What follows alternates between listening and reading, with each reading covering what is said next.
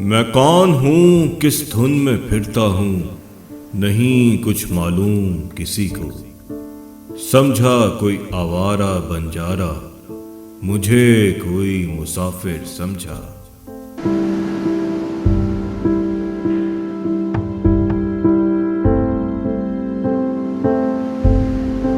मुसाफिर, राहगीर, ये वो अल्फाज हैं जो कहने और सुनने में काफ़ी फिल्मी लगते हैं, मगर इनकी हकीकत पर गौर करें तो ये दो अल्फाज पूरी ज़िंदगी का निचोड़ है। जैसे दौरान सफ़र हर दूसरा मोड़ एक नया रूप दिखाता है, वैसे ही ज़िंदगी भी घड़ी भर नए तौर तरीक़ों से वरगलाती रहती है। आखिर जिस ज़िंदगी में शोर ना हो वो ज़िंदगी ही क्या, और जिस ज़िंदगी में कुछ पाने की ख्वाहिश या किसी भूली भटकी उम्मीद की खोज ना हो वो ज़िंदगी भी क्या।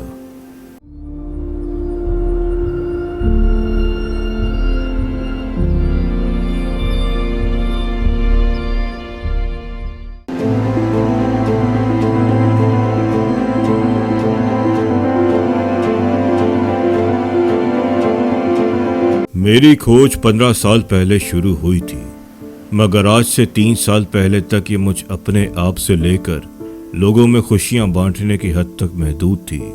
लेकिन इन 3 सालों में बहुत कुछ बदल चुका है। मेरे दिल का करार मेरे बाबा मेरी नज़रों से ओझल होकर मेरी इस खोज में शामिल हो गए हैं।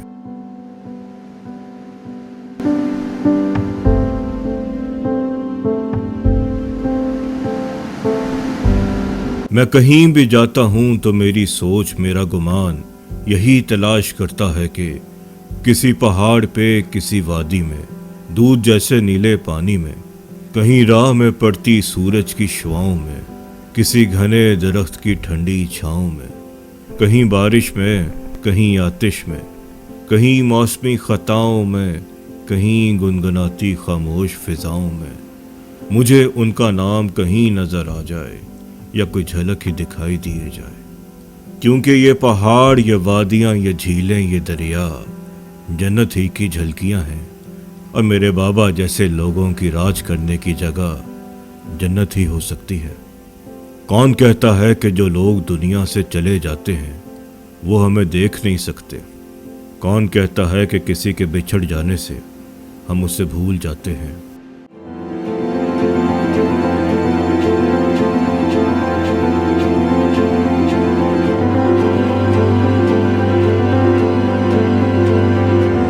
यही दुनियावी जन्नत खुदा के इंसाफ पर मेरे यकीन को पुख्ता करती है कि ये जो अल्लाह ने दुनिया और आखिरत के दरमियान एक पर्दा रखा है, ये इतना बारीक है कि दुनिया से गुजरे लोग हमें देख सकें और हम उनकी मौजूदगी को महसूस कर सकें।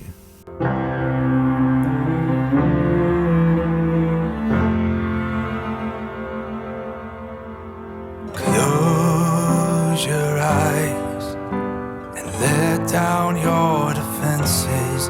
You are safe here now in the Father's love. Rest your heart, let the mercy take you over.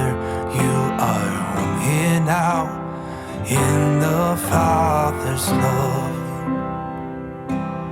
Never will I walk away, for nothing brings me pleasure more than just to sit and stay close to you. Every morning when you wake, you'll see my light still shining, and you know you're safe here in the Father's love.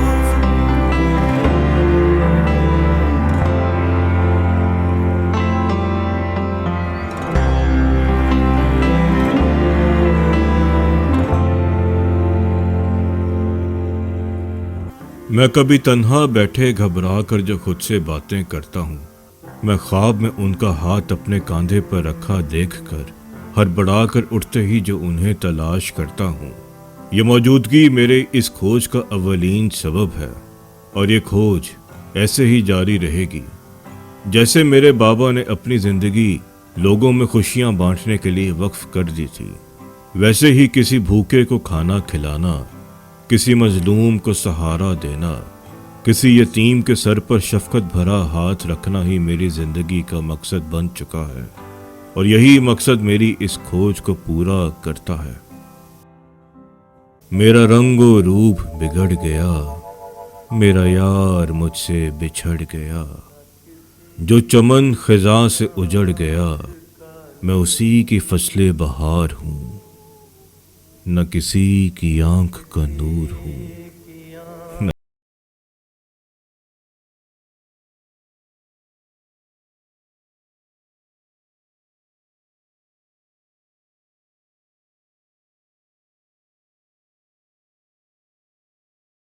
पानी ऐसी ही जन्नत नज़ीर जगह है जहां से मेरी इस खोज का आगाज होता है।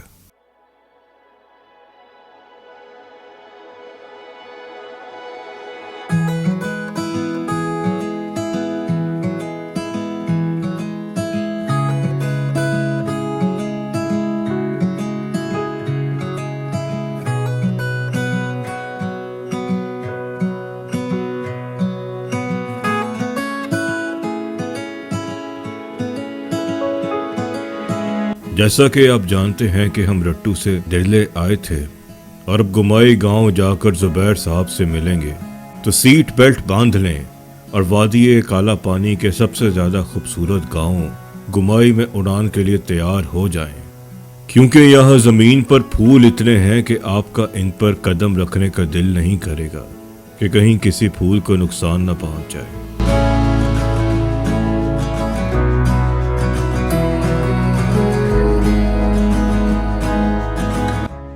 वैसे यहाँ ध्यान से चलने की वजह इन फूलों की आड़ में छुपे कांटे भी हैं, बिल्कुल उसी तरह जैसे जिंदगी में खुशी के साथ गम भी शाना बशाना खड़ा होकर आपसे पूछता है कि की हाल है सोहणिया, बड़ा खुश लगदा पिया है, मैं आवां फिर।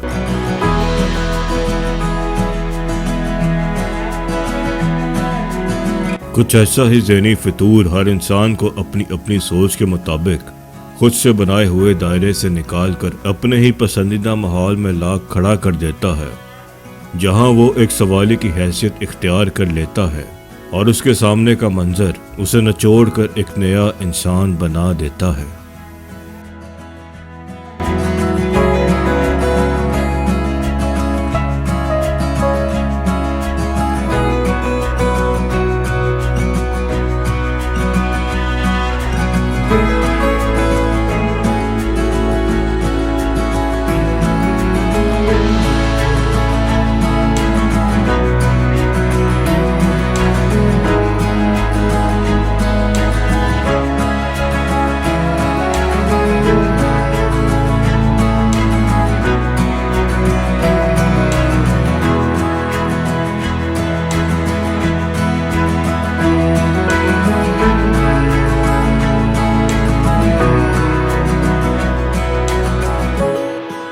जुबैर साहब अस्तोर की वादी काला पानी के गुमाई गांव में जाने माने ख़ानदान से ताल्लुक़ रखते हैं। उनका कराची में कपड़े का कारोबार है और साल में 2-3 माह के लिए अपने गांव आते हैं।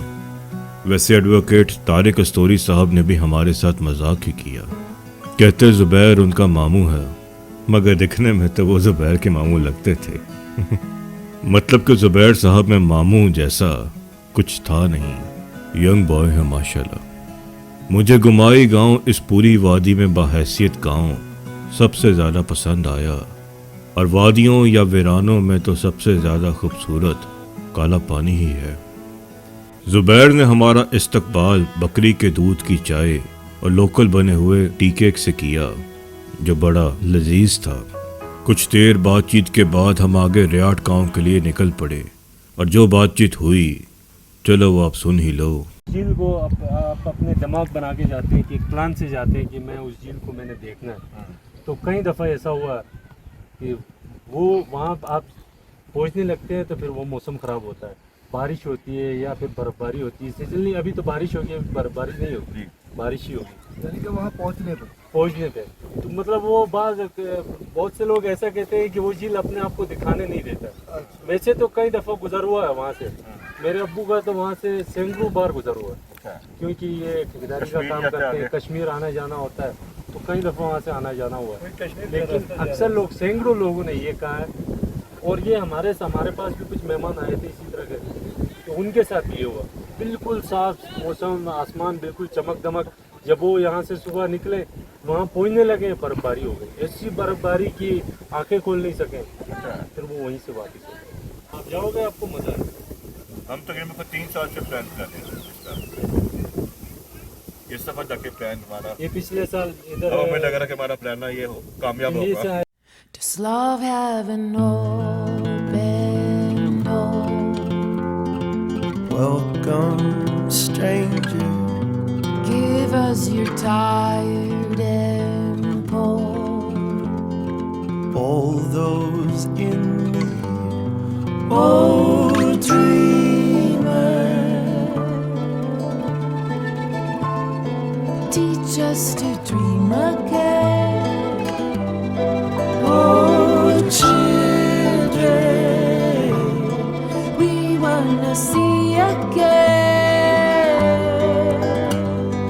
Oh, what a beautiful world, what a beautiful world. Oh, what a beautiful world, what a beautiful world. गांव से आगे जैसे जैसे नज़ारे फैलते और निखरते गए, वैसे वैसे ही सड़क तंग और मुश्किल होती गई। कुछ पॉइंट तो ऐसे हौलनाक थे कि अभी तक हम इस गुमान में हैं कि वहाँ से कैसे निकले। फिर ये सोचकर इत्मीनान हो जाता है कि वो जो ज़ात ऊपर बैठी है वही है सबसे बड़ा अफसाना निगार, जो सब लिख भी रहा है और देख भी रहा है। वही रास्ता बनाता है और वही हर मुश्किल को आसानी में बदल देता है।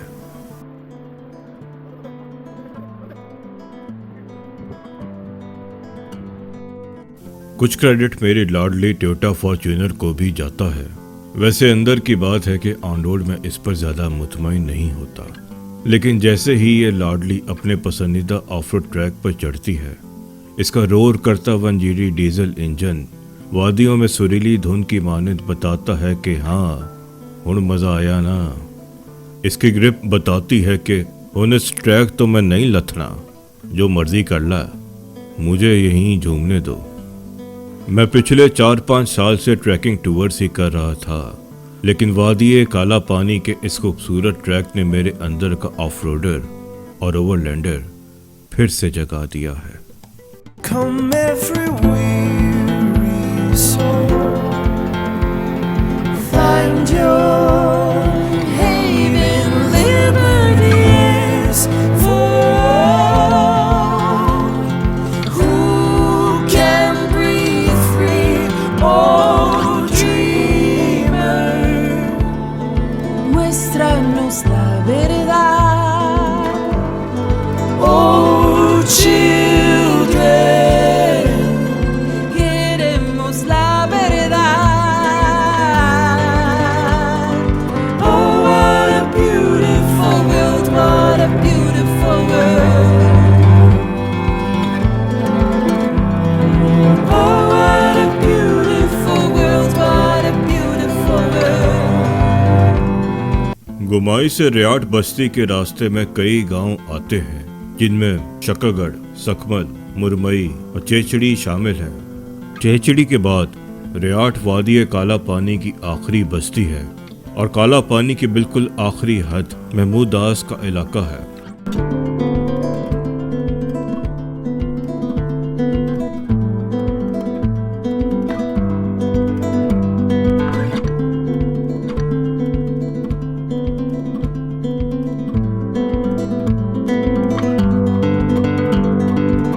ट्रैकिंग के लिए खाने पीने का सामान हमारे पिछले गाइड अयाज ने लेकर आना था।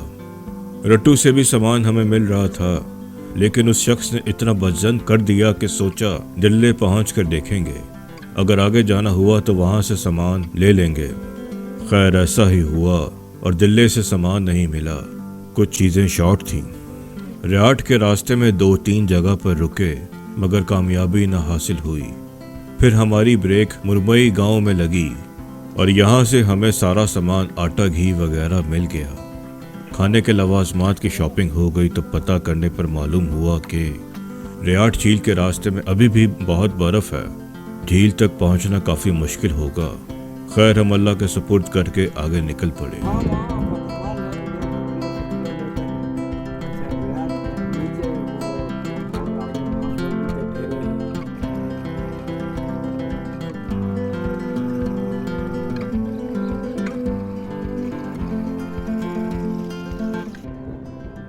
जैसे जैसे आगे बढ़ते जा रहे थे वादी इंतहाई खूबसूरत होती जा रही थी और हमारा मोराल बुलंदी को छूने के लिए बेताब हो रहा था।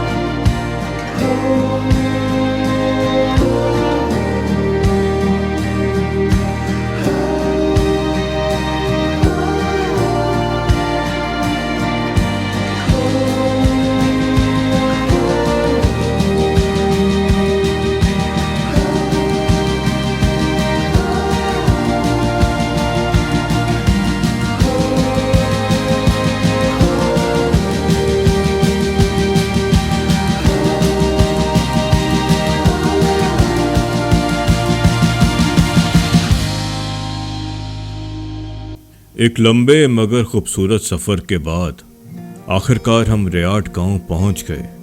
वैसे ये गांव नहीं है, बस एक छोटी सी बस्ती है जिसे बकरवाल अवाम के लिए छोटी सी सेटलमेंट कह सकते हैं। बकरवाल कश्मीर के पहाड़ों पर जाने से पहले यहाँ अपने मवेशी चराते हैं और मौसमी हालात का जायज़ा लेते हैं। यहाँ पर हमारी मुलाकात एक बकरवाल से हुई। उसने बिलाखिर हमें यकीन दिला दिया कि झील का रास्ता वाकई ही बंद है। वो भी कल वहीं से होकर आया है। यहाँ तक कि इस मौसम में उसके मवेशी भी बर्फ़ पर जाने के लिए तैयार नहीं हैं। रास्ते में ज़ुबैर ने भी तकरीबन 10-15 मुख्तलिफ लोगों से झील के मुतालिक मालूमात इकट्ठी की और सबका जवाब यही था। फिर अब होना क्या था, बस टूटे दिल और उतरे चेहरों से हाँ में हाँ मिला दी। और अब हम रियाद से आगे जहाँ जगह पसंद आए वहाँ अपने डेरे डालने के लिए चल दिए।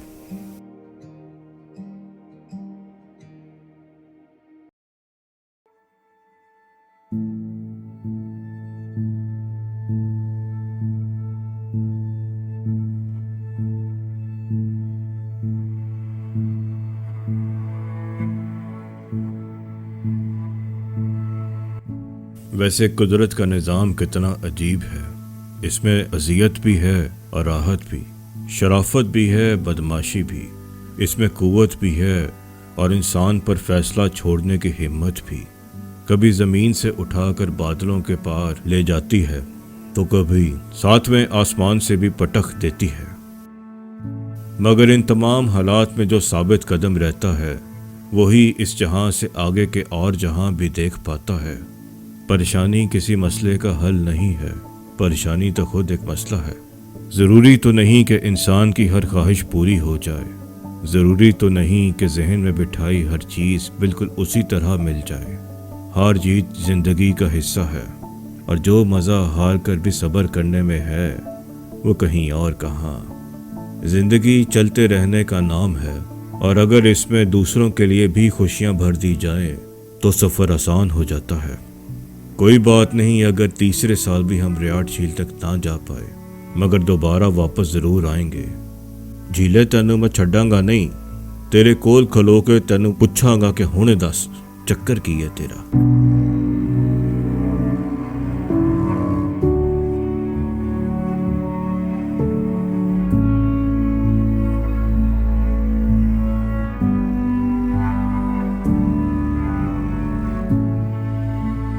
रियाद से थोड़ा आगे हमें एक काफ़ी अच्छा पॉइंट मिला। गाड़ी नीचे उतारी और इस सरसब्ज वादी, साफ शफाफ नदी के नज़दीक, जिस पर अभी ग्लेशियर्स भी मौजूद हों, इर्द गिर्द सब्ज दिल फरेब पहाड़ हों, ऐसे माहौल में अपने कैंप लगाकर इस वादी की खामोशियों को अपने अंदर समेटने लगे। मैं परवेज़ इकबाल का बेटा यूसुफ और वादी काला पानी में आपको खुश आमदीद।